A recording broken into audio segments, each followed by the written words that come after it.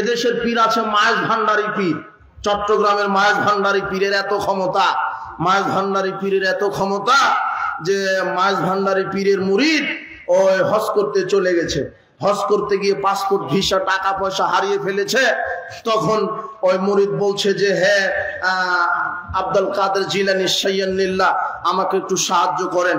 তখন মায়েশ ভান্ডারী পীর উপস্থিত, মারা গেছে অনেক আগে, তারপর উপস্থিত এসে বলছে যে তুমি চোখ বন্ধ করো, আমি ইসমে শিখিয়ে দিচ্ছি।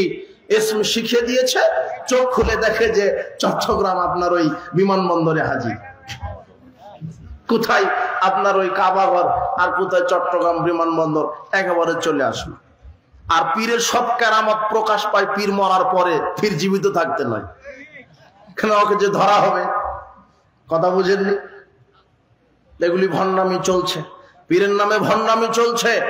আর সমাজে সুফি আকীদা ঢুকে গেছে। প্রায় মানুষ, প্রায় দল, ইসলামী দল বলেন, সাধারণ মানুষ বলেন, এই সুফি রোগে আক্রান্ত। সুফি মানে যেটা মারফতি তরিকে, যেটা সমাজে ঢুকে গেছে, পীর মুরিদের ব্যবসা, সুফিদের আকীদা। এদের আকীদা যারা পীরের মুরিদ হয়, এদের আকীদা যে পীর হচ্ছে আল্লাহ, পীরই আল্লাহ, পীর আল্লাহ। এদের আকীদা যে পীরকে সেজদা করলে আল্লাহকে সেজদা করা হয়। সুফিদের একটা আকীদা হলো ওয়াহদাতুল উজুদ, মানে সবকিছুকে, সবকিছুর ভিতরে আল্লাহর উপস্থিতি বিদ্যমান মনে করে। মানুষ ও আল্লাহ, কুকুর শিগাল ও আল্লাহ, সবে এক একটা আল্লাহর অংশ, নাউজুবিল্লাহি মিন জালিক। অথচ আল্লাহ হলেন খালেক আর তার সৃষ্টি আমরা হলো মাখলুক, টোটালি আলাদা। আল্লাহকে কারোর সাথে মিশ্রিত করা যাবে না। অথচ সুফিদের এরা বিশ্বাস করে যে পীর হচ্ছে আল্লাহর অংশ, পীরের ইবাদত করা মানে আল্লাহর ইবাদত করা, পীরকে সেজদা দেওয়া মানে আল্লাহকে সেজদা দেওয়া। এটা সুফিদের আরেকটা আকীদা। আমাদের দেশে যারা কিছু লালনবাদ আছে, উচ্চ শিক্ষিত মানুষ লালনকে মহব্বত করে, লালনবাদকে বুকে ধারণ করে, লালন গীতি না শুনলে নাকি তাদের তৃপ্তি হয় না। আপনার এই লালন মতবাদের, এটা একটা বিকৃত যৌন মতবাদ। লালন শাস্ত্রে একটা শব্দ আছে, তান্ত্রিক শাস্ত্রে লতা সিদ্ধি। লালনদের প্রধান যে আকীদা, লতা সিদ্ধি মানে নারীর যৌনাঙ্গ। লালন মতবাদের যারা মুরিদ, লালন মতবাদে যারা বিশ্বাসী, যারা লালন ভক্ত, যারা লালনের মুরিদ, তাদের আকীদা যা ইবলিস শয়তান পৃথিবীর সব জায়গাতে সেজদা দিয়েছে, শুধু দিতে পারেনি নারীর যৌনাঙ্গে, ওখানে দিলেই জান্নাত। আর বাংলাদেশে যত পীরের ফ্যাক্টরি আছে, বাংলাদেশে প্রায় যত পীর মুরিদের আস্তানা, এগুলি এক একটা গাঁজার ফ্যাক্টরি এক একটা। কিছুদিন আগে তোমার লালনের এক এই শয়তানের এজেন্ট বলছে যে, সংবাদ সম্মেলনে বলছে যে লালন মাজারে যদি গাঁজা বন্ধ করে দেয় তাহলে আমরা 30 জন লোকও পাবো না, ওকে গাঁজা দিতে হবে। আর আমরা 10 বছর আগেই বলেছি যে ওই পীরের আস্তানা মানে ওটা হলো গাঁজার ফ্যাক্টরি। আপনি ওই পীরের জায়গাতে 10 টাকা 500 টাকা মাজারে দান করছেন মানে ওদেরকে গাঁজা কিনে খাওয়ার ব্যবসা করে আপনি ব্যবস্থা করে দিচ্ছেন ওদেরকে। আর আমি সেদিন ওই দিনাজপুর প্রোগ্রাম শেষ করে ওই বগুড়া মহাস্থানগড় আছে, ওখানে একটা মাজার আছে, কি ভুলে গেছি, পীর সাহেবের শাহ সুলতান মাজার। তো আমি গেলাম, ওখানে যে রক্ষী আছে অনেক অনেক কর্মচারী। তো আমরা বললাম যে এখানে যে মাজারে মানুষ আসে কেন? তো বলছে যে যার যেটা মনের বাসনা আসনা পীরকে বললে বাসনা পূরণ করে দেয়। তো এটা এখানে ইনকাম হয় কত মাসে? এই যে টাকা বড় বড় বাক্স আছে, তো বলছে যে প্রতি 2 মাস 3 মাস পর পর গেলে ওই 30-40 লক্ষ টাকা করে ইনকাম হয়। প্রতি 3 মাস পর পর খুলবে, 30-40 লক্ষ টাকা ইনকাম।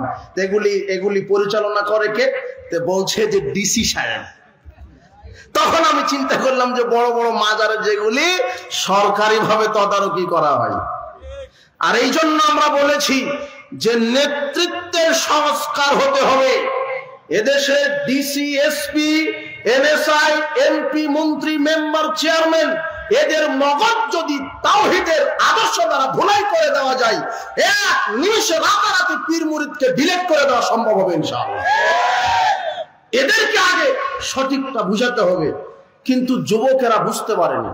যুবক, তোমাদেরকে অতন্দ্র প্রহরী হয়ে সামনের দিকে এগোতে হবে। কোরআন এবং সেই সুন্নাহ ঝান্ডাবাহী এই তাওহীদি ঝান্ডা নিয়ে সামনের দিকে এগোতে হবে। দাওয়াতি মাঠে কাজ করতে হবে। আল্লাহর নবী শিরক বেদাতের বিরুদ্ধে কঠোর ভূমিকা বক্তব্য দিয়ে গেছেন, জাতিকে সচেতন করেছেন। আল্লাহর নবী কবর, মাজার, খানকা পূজারীদের বিরুদ্ধে বক্তব্য দিয়ে গেছেন। তিনি বলছেন, আল আরদু কুল্লুহা মাসাজিদ ইল্লাল মাকবারাতু ওয়াল হাম্মাম, সারা পৃথিবী মসজিদ, তবে কবরস্থান, গোসলখানা ব্যতীত। তিনি বলছেন, নাহা রাসূলুল্লাহ সাল্লাল্লাহু আলাইহি ওয়াসাল্লাম আনিস সালাতে বাইনাল কুবুরে, আমি মুহাম্মদ সাল্লাল্লাহু আলাইহি ওয়াসাল্লাম কবরস্থানে সালাত আদায় করা নিষেধ করে গেলাম। আপনি দেখেন যত পীর মাজার আছে আর অধিকাংশ মসজিদ কবর কেন্দ্রিক মসজিদ। মানুষের আকীদা যে আল্লাহকে সেজদা দিব আর মনের আশা বাসনা পূরণের জন্য পীরের মাজারে চাইবো, এটা হলো মানুষের আকীদা। অধিকাংশ মাজার মসজিদ কেন্দ্র করে মাজার নির্মাণ করা হয়েছে। শত বছর পূর্বে মারা গেছে মানুষ, তাকে পুঁতে রেখে তার নামে মাজার তৈরি করা হয়েছে। যার নামে মাজার তৈরি করা হয়েছে সেও জানে না যে আমাকে পূজা করা হয়, সেও জানে না যে আমাকে পূজা করা হয়। আব্দুল কাদের জিলানী বাংলাদেশে আসেনি, অন্তত 500 খানিক মাজার তার নামে আছে। বাংলাদেশে আসেনি, তার নামে মাজার। আশ্চর্য কথা, মুহাম্মদ সাল্লাল্লাহু আলাইহি ওয়াসাল্লাম বলছেন, আমি কবরস্থানে সালাত আদায় করতে, প্রার্থনা করতে নিষেধ করছি। লা তুসাল্লু ইলাল কুবুরে, তোমরা কবরস্থানের দিকে হয়ে সালাত আদায় করো না। ওয়ালা তাজলিসু আলাইহা, তার উপরে বসো না। জাবের রাদিয়াল্লাহু আনহু বলছেন, নাহা রাসূলুল্লাহ সাল্লাল্লাহু আলাইহি ওয়াসাল্লাম আয়ুজাসসাসুল কবর আয়ুকআদ আলাইহি আয়ুকতাব আলাইহি আয়ুবনা আলাইহি। আল্লাহ নবী বলছেন, কবর পাকা করা আমি নিষেধ করলাম, কবরকে সমাধি সৌধ নির্মাণ করতে নিষেধ করলাম, কবরের গায়ে খোদাই করে নাম লেখাকে নিষেধ করলাম, কবরে বসা নিষেধ করলাম, কবরের দিকে সালাত আদায় করা নিষেধ করলাম। মুহাম্মদ সাল্লাল্লাহু আলাইহি ওয়াসাল্লাম এত কবর মাজার সম্পর্কে এইভাবে বলিষ্ঠ কণ্ঠে তার উম্মতদেরকে সতর্ক করে দিয়েছেন। তিনি আলীকে বলছেন, আলী লা তাদাতিন ফালাল্লা তামাসতাহু ওয়ালা কবরান মুশরিফান ইল্লা সাওয়াইতাহু। আলী, যত উঁচু কবর দেখবে, যত ছবি মূর্তি দেখবে, যত উঁচু কবর দেখবে, যত ছবি মূর্তি দেখবে, সব ভেঙে খান খান করে দাও, মাটির সাথে মিশিয়ে দাও। এটা মুহাম্মদ সাল্লাল্লাহু আলাইহি ওয়াসাল্লামের চূড়ান্ত নির্দেশ, চূড়ান্ত আদেশ ছিল। যে আমরা মুহাম্মদ সাল্লাল্লাহু আলাইহি ওয়াসাল্লাম উম্মত দাবি করি, উম্মত দাবি করার পরও কিভাবে খানকা মাজার কায়েম থাকতে পারে? এই জন্য আমরা বলবো, যারা রাজনীতিতে নেমেছেন ইসলামী লকব লাগিয়ে, আমরা সেকুলার পার্টির নেতা আর দাড়ি টুপি আপনি যে নেতা, বক্তব্যে তো কোনো ফারাক দেখছি না। সেকুলার পার্টির নেতাও বলছে আমরা ইনসাফ কায়েম করব, আপনিও বলছেন ইনসাফ কায়েম করব। আরে বেটা, বলতে হবে আমরা ক্ষমতায় গেলে ইসলাম কায়েম করব। আমরা এটা হিন্দু প্রধানমন্ত্রী হলে ইনসাফ কায়েম করতে পারে, কিন্তু ইসলাম কায়েম করতে পারে না। জুলুম তাড়াবে। আর এটা সেকুলার পার্টির নেতার বক্তব্য, জুলুম মুক্ত করব, দুর্নীতি মুক্ত করব, এগুলো সেকুলার। আমি অমুক ব্রিজ কালভার্ট করে দিব, স্কুল বিশ্ববিদ্যালয় করে দিব। আর এগুলো তো সেকুলার পার্টির নেতাদের বক্তব্য। আপনি দাড়ি টুপি লাগিয়ে, ইসলামী গণতন্ত্র লকব লাগিয়ে আপনি রাজনীতিতে নেমেছেন, আপনি মঞ্চে উঠে বক্তব্য দিবেন আমরা যদি আগামীতে ক্ষমতায় যেতে পারি 24 ঘন্টার মধ্যে সুদী অর্থনীতি বন্ধ করে দিব। আমরা যদি ক্ষমতায় যেতে পারি 24 ঘন্টার মধ্যে যদি কেউ জেনা করে, বিবাহের পরে, তাহলে তাকে মেরে মেরে মেরে ফেলে দিব।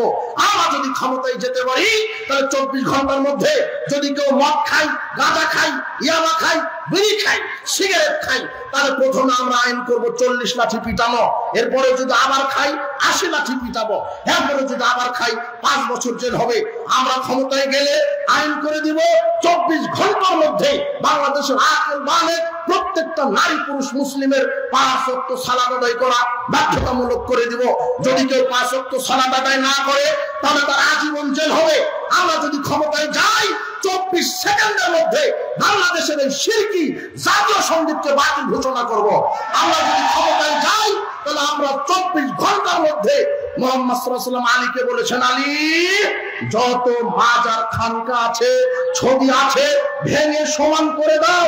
আমি বলতে চাই, এই সব রাজনৈতিক যারা টুপি দামি করে রাজনীতি করছে, এদের মঞ্চে উঠে সব কথা বলবে। আমরা ক্ষমতায় যাওয়ার সাথে সাথে যত বাজার খানকা আছে সব ভেঙে একেবারে মাটির সমান করে দিব।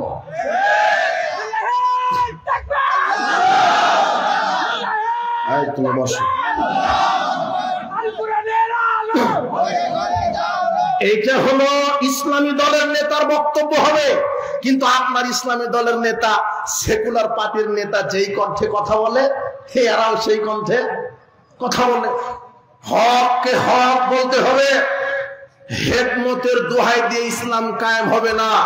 শিরককে শিরক বলতে হবে, বেদাতকে বেদাত বলতে হবে।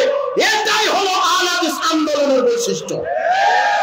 সব বলে দিতে হবে এটা শিরক।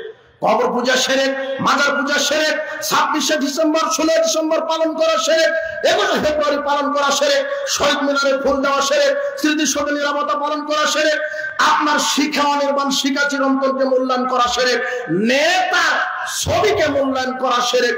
শুনেন, দাড়ি টুপি দিয়ে যারা রাজনীতি করছে এরা জাহেলিয়াতকে মেনে নিয়ে মাঠে নেমেছে। জিনা জনাব, কিয়ামত পর্যন্ত জাহেলিয়াতের সাথে আপোষ ইসলাম কায়েম হবে না। ভুয়া ইসলাম কায়েম হতে পারে, কিন্তু মুহাম্মদ সাল্লাল্লাহু আলাইহি ওয়াসাল্লামের ইসলাম কায়েম হবে না। আপনাকে আপোষহীন হতে হবে। কি? আপনি এটা জেনে শুনেই মাঠে নেমেছেন যে 30% নারী নেতৃত্ব থাকবে, অথচ মুহাম্মদ সাল্লাল্লাহু আলাইহি ওয়াসাল্লাম বলছেন লা ইফলিহু কওমুন ওয়ালাউ আমরাহুম ইমরাতান। ওই জাতি কিভাবে সফল হবে? যেই জাতির নেত্রী হবে একজন নারী। একটা দেশের একজন নারী যদি মেম্বার হয়, সারা দেশে বালা মুসিবত গজব নাজিল হবে। কিন্তু তোমার টুপি দাড়ি হুজুর ভোটের ক্যানভাস করছে ডানা কাটা পরীকে নিয়ে। গণতন্ত্র চিরদিনই শিরক, গণতন্ত্র চিরদিনই কুফর। গণতন্ত্র দিয়ে ইসলাম কায়েম হবে না। তোমার হুজুরকে রাজনীতি করতে হবে, মদিনার রাজনীতি। রাজনীতি করা ফরজ, রাজনীতি করতে হবে। আর দেশের হুজুরেরাই রাজনীতি করবে, তবে সেটা হবে মুহাম্মদ সাল্লাল্লাহু আলাইহি ওয়াসাল্লামের রাজনীতি। আলেমেরাই রাজনীতি করবে, সংসদে বসবে হকপন্থী, 300টা সিটে হকপন্থী আলেম ওলামা এমপি হবে, মন্ত্রী হবে। কোন দুর্নীতিবাজ, কোন চাঁদাবাজ, কোন মদখোর, কোন গাঁজাখোর, কোন লুচ্চা, কোন বদমাশ, কোন হারামখোর নেতা হতে পারে না। নেতা হবে তো আলেম ওলামা, নেতা হবে হকপন্থী আলেম ওলামা।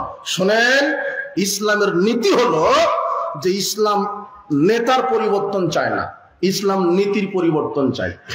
ইসলাম দলের পরিবর্তন চায় না। আরে আওয়ামী লীগই ক্ষমতায় থাকুক, গায়ে মনে হয় বাদলে একটু।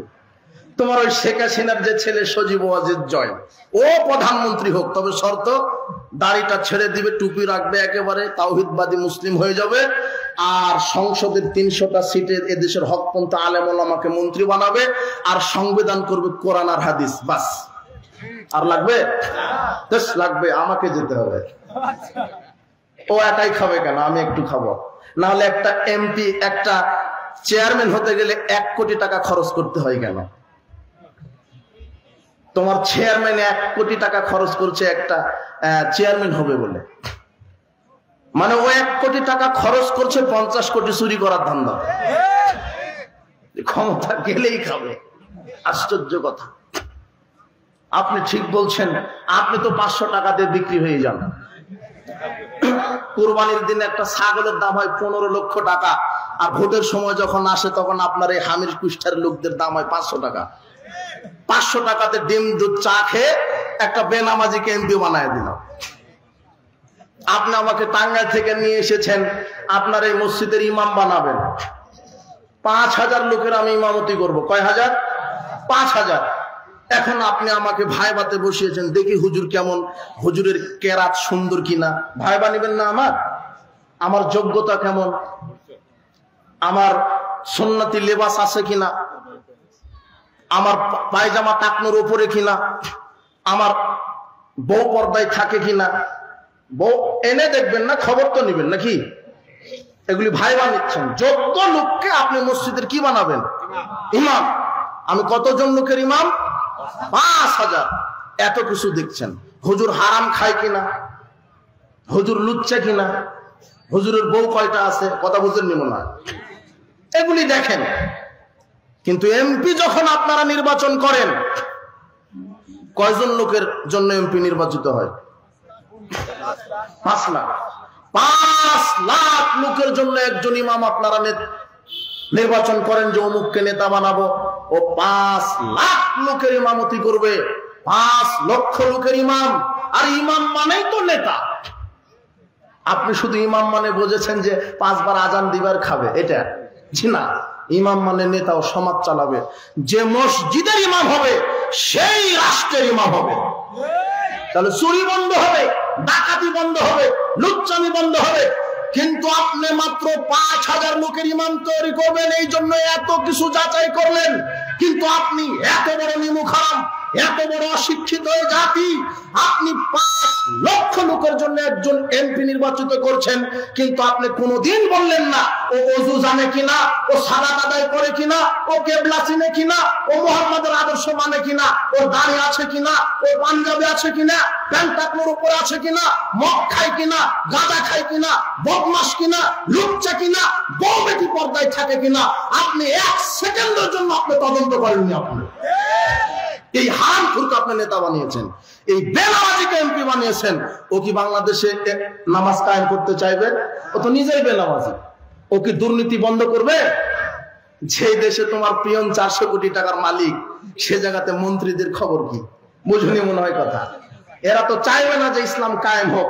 ইসলাম সংসদে কায়েম হওয়ার সাথে সাথে ইসলাম বলছে চুরি করলে হাত কেটে দাও। তো তোমার এমপির আগে হাত কাটা হবে, ওই আগে হাত কাটা হবে। এই জন্য চাবে না যে ইসলাম কায়েম। ইসলাম বলছে যে জেনা করলে, বিবাহের পরে জেনা করলে তাকে মেরে ফেলে দাও। তো তোমার নেতাকে আগে মারা লাগবে কেন? ও যে কত নারীর সাথে সম্পর্ক, ও তো চাইবে না। ইসলাম বলছে যে মদ যদি পান করে তো প্রথম অবস্থায় ভালো কোম্পানির জুতা দিয়ে 40টা পিটাতে হবে। কেউ যদি মদ একবার মুখে দেয় তাহলে শরীয়তের শাস্তি কি? যদি একটা সিগারেট মুখে দিয়েছে তাহলে তার শরীয়তের শাস্তি কয়টা জুতা পিটা? 40টা। এটা ইসলামের বিধান। তো তোমার নেতাই তো আগে 40টা খাবে। ও কিসের বিচার করবে? ও বলছে যে আমরা ন্যায় প্রতিষ্ঠা করব। হারামখোর ওই হলো জালেম। ও কিসের ন্যায় প্রতিষ্ঠা করবে? ওর পকেটের সিগারেট, ওর দুর্নীতির মাল, ও চুরির মাল। তোমার মেম্বার সাহেবের কাছে তোমার মায়ের জন্য বিধবার কাট করতে গেছ, মেম্বার বলছে যে 2000 টাকা লাগবে।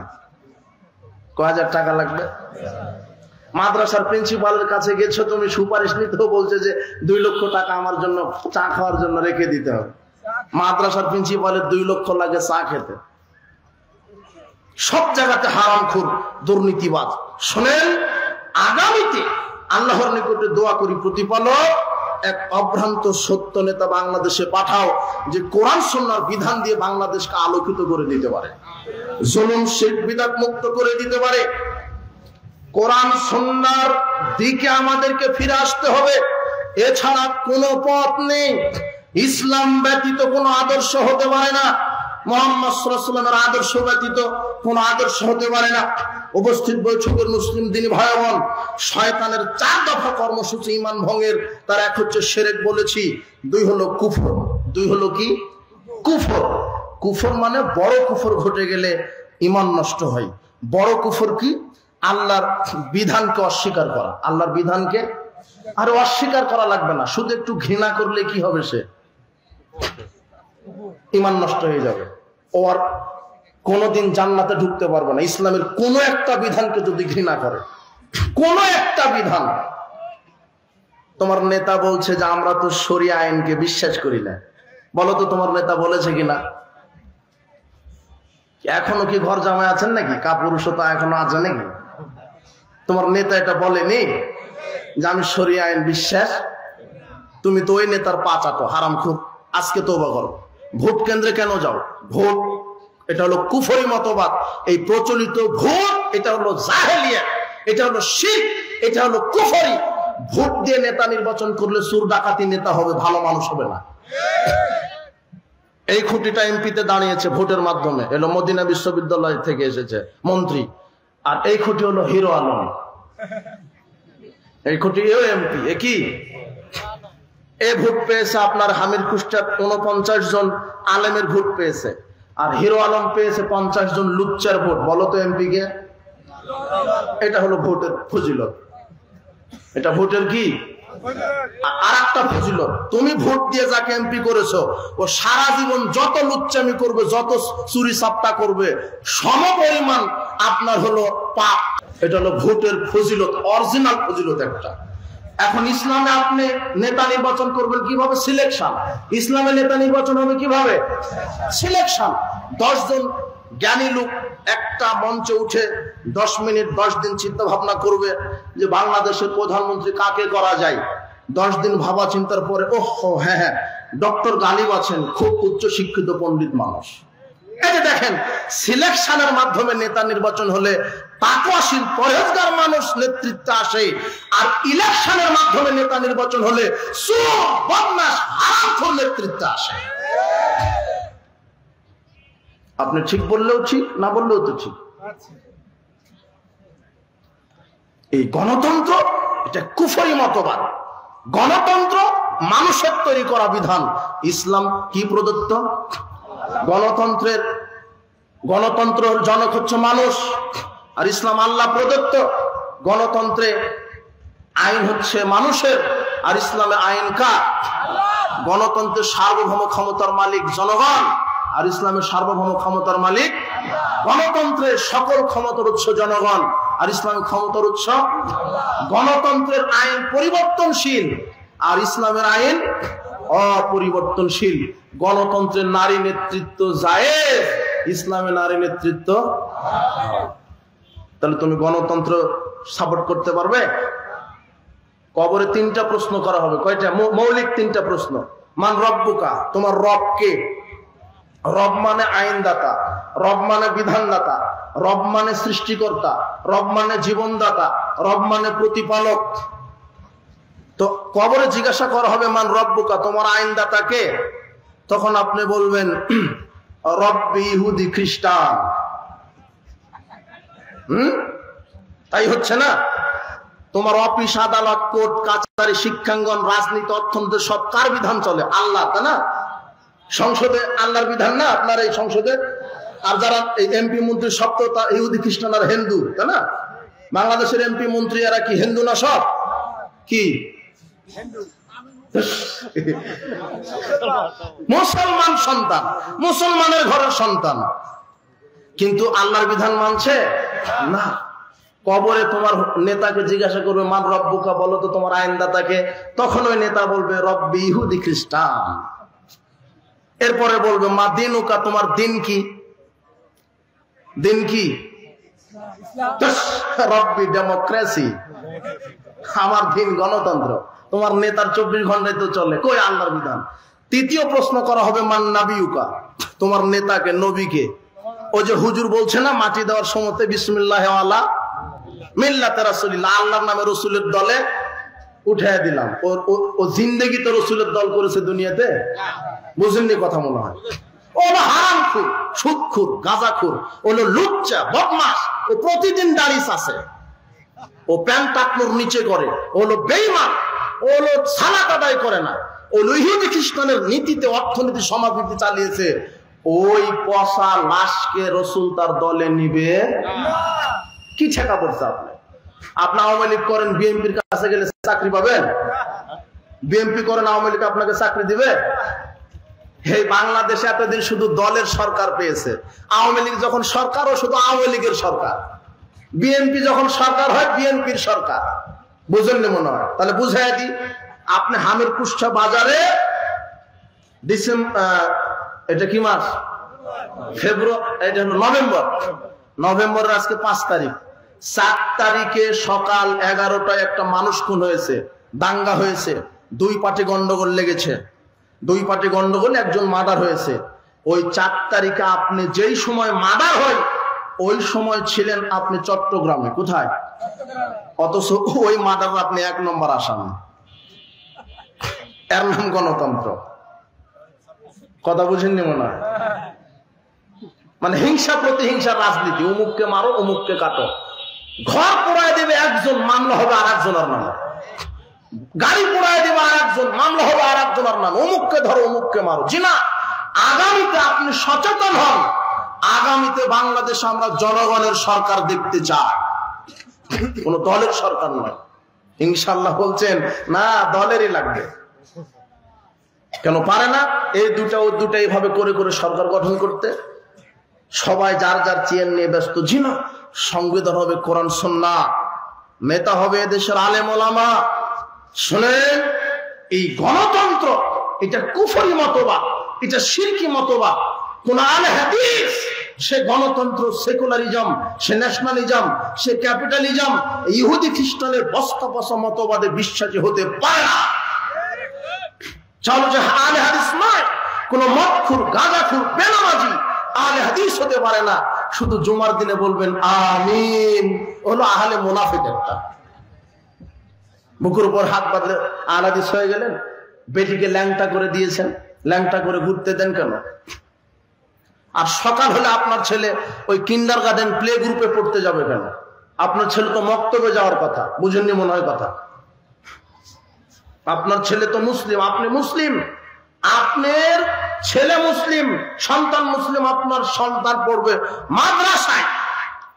ইহুদি খ্রিস্টানের এই শিক্ষা সিলেবাসে পড়বে মানে ওখানে পড়লে বান্দর তৈরি হবে। কি তৈরি হবে? ও শিখাচ্ছে তো মানুষ মানুষের জাত না, মানুষ কিসের জাত? বান্দরের জাত।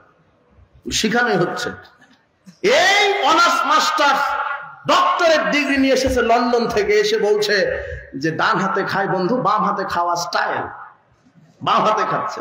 ও ইংরেজি জানে, কথা বোঝেননি মনে হয়। ও ইংরেজি জানে, ও কেমিস্ট্রি ফিজিক্স সব জানে, শুধু সূরা ফাতিহাটা শিখেনি। ও সব জানে, ও সব জানে। ও বলছে যে হুজুর আমার ছেলেটা 5 বছর বয়স, কম্পিউটার সব ফাংশন জানে, কিন্তু ওযু জানে না। আমার ছেলেটা সব জানে, কিন্তু জানাজার দোয়াটা জানে না। কি শিখালেন আপনার ছেলেকে? নাস্তিক্য তৈরি করার ফ্যাক্টরিতে আপনার ছেলে মেয়েকে শিক্ষা দিচ্ছেন, যেখানে কোরআন এবং সহিহ সুন্নাহ সঠিক আকীদা মানার শিক্ষা দেওয়া হয়। এই প্রতিষ্ঠানগুলিতে আপনার ছেলে মেয়েকে পড়াশোনা করান, তাহলে আপনি বাঁচবেন, আপনার ছেলে মেয়ে বাঁচবে। সংক্ষেপে শিরকের ঈমান ভঙ্গের 4টে কর্মসূচি কি বলা হলো? শিরক। 2 হলো কুফর। কুফর মানে আল্লাহর বিধানকে কেউ যদি ঘৃণা করে। কি করে? হাত কাটা কার বিধান? এই হাত চুরি করলে হাত কাটা যাবে, এটা কার বিধান? এই বিধানকে যদি কেউ ঘৃণা করে তাহলে সে কাফের। সে কি? কাফের। মদ পান করলে 40টা জুতা পিটা করতে হবে, এটা কার বিধান? বিবাহের পরে জেনা করলে তাকে মেরে ফেলে দিতে হবে, কার বিধান? আল্লাহর কোন বিধানকে যদি অস্বীকার করা নয়, স্বীকার করে কিন্তু বিধানকে তার ভালো লাগে না, ঘৃণা করে, তাহলে সে কি হয়ে যাবে? কাফের। আর সে কেউ যদি মনে করে যে আমি শুধু ইসলামকে মানবো মসজিদ মাদ্রাসায়, রাজনীতিতে আমি ইসলাম মানতে পারবো না, রাজনীতিতে ইসলাম চলবে না, অর্থনীতিতে ইসলাম চলবে না। আল্লাহ বলছেন সূরা নিসার 150 আয়াতে, ইয়াকুলুনা নুমিনু বিবাদি ওয়া নাকফুরু বিবাদ। যারা বলে যে আমরা ইসলাম অর্ধেক জীবনে মানবো আর অর্ধেক জীবনে মানবো না, উলাইকা হুমুল কাফিরুনা হাক্কা। এরা হলো অরিজিনাল কাফের। এরা কি কাফের? যারা শুধু মসজিদে আল্লাহকে মানে কিন্তু রাজনীতিতে আল্লাহর বিধানকে মানতে অস্বীকার করে, এরা কি কাফের? অরিজিনাল কাফের। আপনাকে সার্বিক জীবনে কাকে মেনে চলতে হবে? শয়তানের 3 নম্বর ঈমান ভঙ্গের কর্মসূচি নিফাক, মুনাফিকি। এই মুনাফিকেরা দাড়ি টুপিও আছে দেখবেন, এরা ওই বিজাতিদের দলেও থাকে, মুসলমানের দলেও থাকে। এমনকি মুসলমান যদি বিজয় হয় কষ্ট পায়, আর বিজাতি যদি পরাজিত হয় কষ্ট পায়।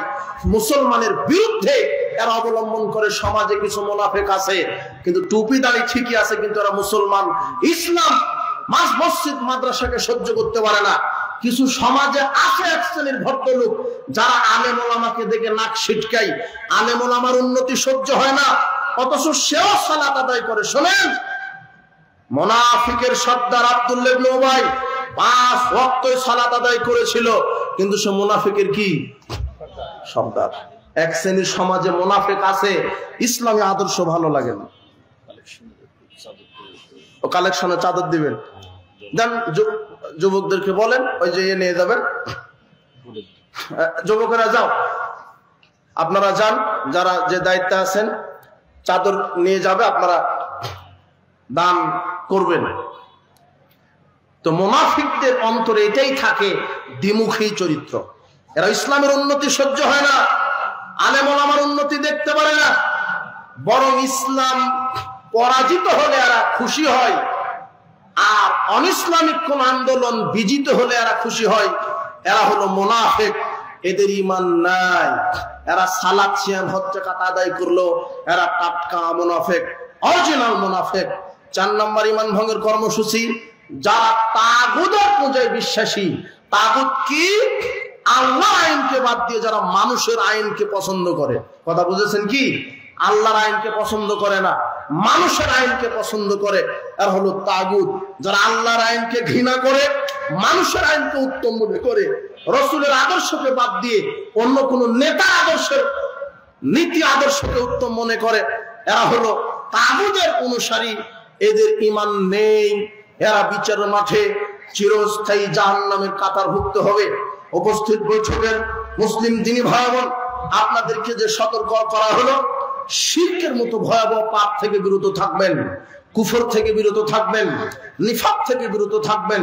ইন্নাল মুনাফিকিনা ফিদ দারকিল আসফালি মিনান নার, নিশ্চয় যারা মুনাফিক তারা জাহান্নামের সর্বনিম্ন স্তরে থাকবে। আর যারা তাগুতের সাথে থাকবে এদেরও পরিণাম জাহান্নাম। কোরআন মাজিদ আল্লাহ বলে দিয়েছেন, শিরক বর্জন করেন, কুফর বর্জন করেন, নিফাক বর্জন করেন, তাগুত বর্জন করেন, ঈমানকে পাকাপোক্ত করেন। আল্লাহ তুমি আমাদের ঈমানকে সুন্দর রাখো, সঠিক রাখো, আমরা যেন সঠিক নির্ভেজাল তাওহীদ, নির্ভেজাল ঈমান নিয়ে মৃত্যুবরণ করে কবরে যেতে পারে, সেই তৌফিক তুমি দান করো। সময় সংকীর্ণতায় বিদাতের আলোচনা আমি ওইভাবে মানুষকে বুঝাতে পারি না, ইলম কালাম কম। শিরক একটা বিষয়, বিদাত একটা বিষয়।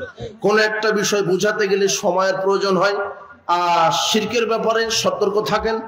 আর বিদাত সম্পর্কে আমাদের অনেক লেখা আছে, বই আছে, পড়াশোনা করেন, বক্তব্য শোনেন।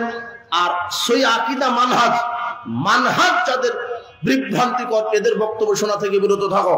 যাদের আকীদা মানহাজ ঠিক আছে, এদের বক্তব্য, এই আলেম ওলামাদের সহবতে থাকো যুবক, না হলে তুমি পথভ্রষ্ট হয়ে যাবে, ভ্রান্ত হয়ে যাবে। আল্লাহ তোমাদেরকে সঠিক দ্বীন ইসলাম বোঝার এবং মানার তৌফিক দান করুন। আজকে যত যুবক এসেছে, আল্লাহ তুমি এদেরকে, তুমি তোমার ইসলামের সৈনিক, তোমার সৈনিক হিসেবে এদেরকে কবুল করে নাও। এদেরকে তুমি ঈমান, দিলে ঈমান দিয়ে পরিপূর্ণ করে দাও, ইসলামের সৈনিক বানিয়ে দাও। এদের কর্মজীবনে বারাকা দান করো, শিক্ষা জীবনে বারাকা দান করো। আল্লাহ তুমি এদেরকে ইসলামের মহা সৈনিক বানিয়ে দাও। যুবকদের জন্য দোয়া রাখি, যত দিনী ভাই বোন এসেছেন, আল্লাহ তুমি এদের পাপগুলিকে ক্ষমা করে দাও। যারা চাকরিজীবী চাকরিতে বারাকা দান করো, যারা ব্যবসায়িক তাদের ব্যবসাতে বারাকা দান করো, যারা কৃষক কৃষিতে বারাকা দান করো। সার্বিক স্তরে যে যেখান থেকে এসেছেন প্রতিপালক তুমি এদেরকে হেদায়েত দান করো, দুনিয়াতে কল্যাণ দান করো, পরকালে আজকের এই ইসলামী সম্মেলনকে তুমি বিচারের মাঠে নাজাতের উসিলা হিসেবে তুমি কবুল করো। সুবহানাকাল্লাহু ওয়া বিহামদিক, আশহাদু আল্লা ইলাহা ইল্লা আনতা আস্তাগফিরুকা ওয়া আতুবু ইলাইক। আসসালামু আলাইকুম ওয়া রাহমাতুল্লাহি ওয়া বারাকাতুহু।